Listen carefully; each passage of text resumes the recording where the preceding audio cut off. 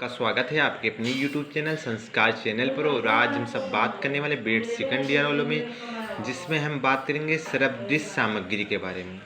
तो सरबदृश सामग्री जैसे श्यामपट्ट हुआ, चित्र, चार्ट, ग्राफ, नक्शे, ये सब सरबदृश सामग्री के अंतर्गत आते हैं। तो पहले हम चर्चा करेंगे श्यामपट्ट के बारे में। यह एक प्रभावी सामग्री है जो अध्यापक के लिए आवश्यक है, इसलिए श्यामपट्ट का उपयोग सावधानी से करना चाहिए। जो भी लिखा जाए या चित्र बनाया जाए वह सही और सीधा होना चाहिए। चित्र बनाते समय रंगीन चाकों का भी प्रयोग करना चाहिए ताकि छात्रों का ध्यान आकर्षित हो सके। श्यामपट्ट पर लिखते समय इस प्रकार लिखना चाहिए जिससे प्रत्येक विद्यार्थी उसे अच्छी तरह से देख सके। श्यामपट्ट पर लेख सुंदर होना चाहिए, अक्षर बड़े हों जिससे पीछे बैठे वाले छात्रों भी देख सकें। श्यामपट्ट पर लिखित अक्षर अच्छा कार्य तथा सुगठित सामग्री और स्पष्ट एवं सुंदर लेख उस अध्यापक के अच्छे व्यक्तित्व को दर्शाता है।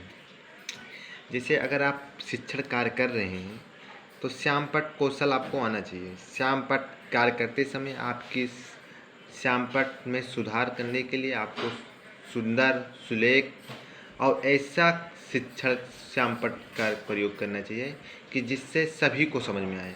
और श्यामपट्ट लेखन सीधा होना चाहिए, न ज़्यादा छोटे ही हों न ज़्यादा बड़े ही हों, और इस तरह हो कि जिससे पीछे के बच्चे भी आसानी से पढ़ सकें। इसके बाद हम चर्चा करेंगे। और श्यामपट्ट कार्य में आप रंगीन चाक का भी प्रयोग करें जिससे कि शिक्षक बच्चे जो हो उसमें आकर्षित हों, उसकी ओर आकर्षित हों। और इसके बाद हम बात करेंगे चित्र, चार्ट, ग्राफ या नक्शे। विज्ञान शिक्षण में कभी ऐसा देख भी होता है कि किसी वस्तु के मॉडल समय पर नहीं मिलते।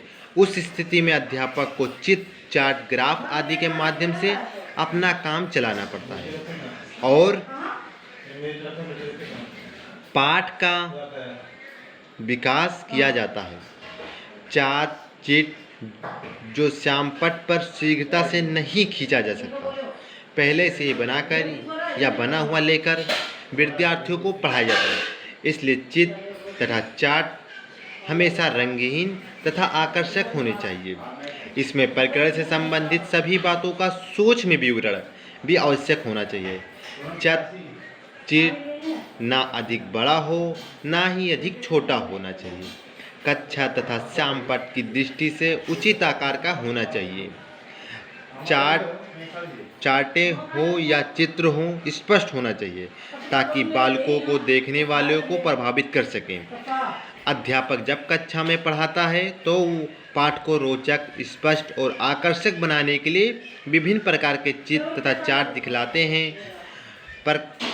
प्रकरण को और स्पष्ट करने के लिए ग्राफ या नक्शा बनाकर बालकों को समझाता है।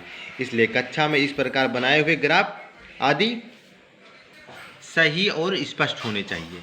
उनका सही अनुपात में होना आवश्यक है। यदि बनाने में कोई परेशानी होती है तो अध्यापक को पहले से ही बनी हुई सामग्रियों का प्रयोग करना चाहिए। विज्ञान में निम्नलिखित चार्ट व चित्र बनाए जा सकते हैं।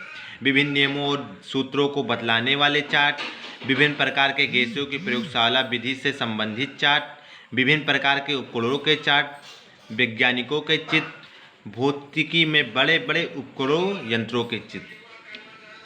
जैसे आप यदि श्यामपट्ट कार्य कर रहे हैं तो श्यामपट्ट कार्य जब आप कर रहे हैं तो बच्चे उतना भी रुचि नहीं लेते हैं। अगर आप उनको बच्चों को चित्र, चार्ट, ग्राफ आदि से समझाते हैं तो वह आसानी से समझ जाएंगे।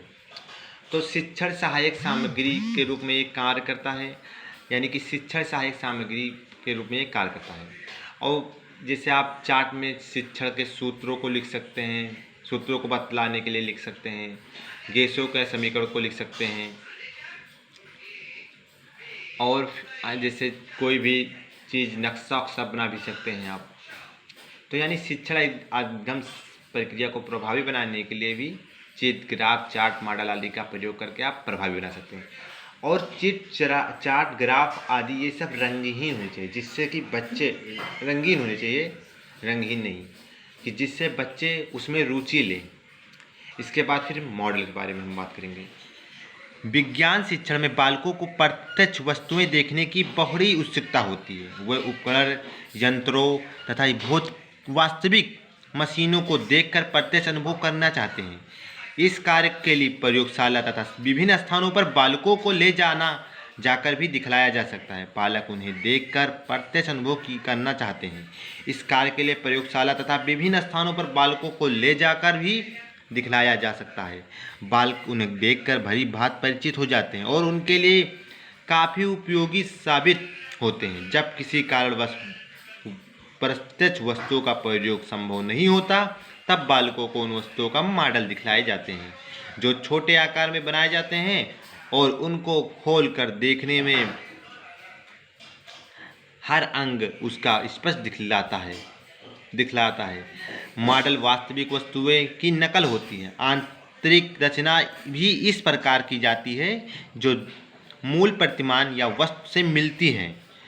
बड़ी बड़ी मशीनों के मॉडल तथा यंत्रों के मॉडल छोटे आकार में बनाए जाते हैं, जो उनकी प्रतिमूर्ति होते हैं। इस प्रकार वैज्ञानिकों की मूर्तियाँ बनाई जानी चाहिए और उन्हें विज्ञान कक्षा में रखना चाहिए। यह कार्य अध्यापक की सुगमता से अपने विद्यार्थियों से करा सकता है।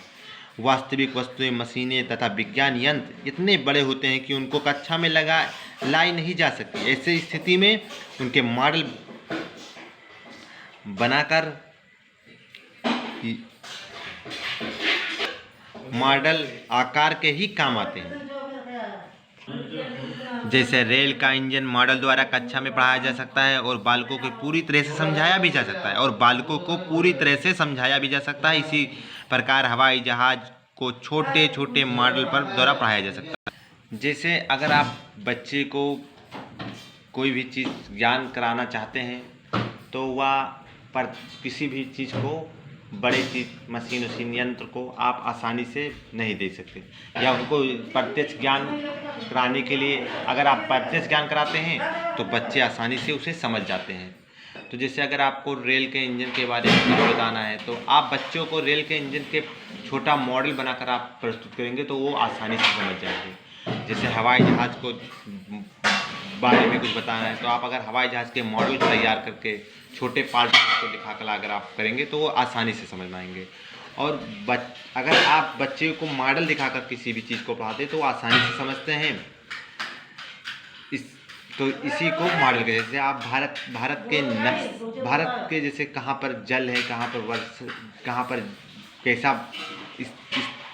कहाँ पर क्या चीज़ है, जैसे नदियाँ, तालाब, कहाँ पर्वतीय क्षेत्र हैं। तो आप अगर यदि मॉडल ग्लोब दिखाकर अगर आप दिखाते हैं तो अच्छे तरीके से समझ सकते हैं कि कहाँ कौन से एरिया में कौन सा प्रदेश है, कहाँ पर कौन सा प्रदेश है।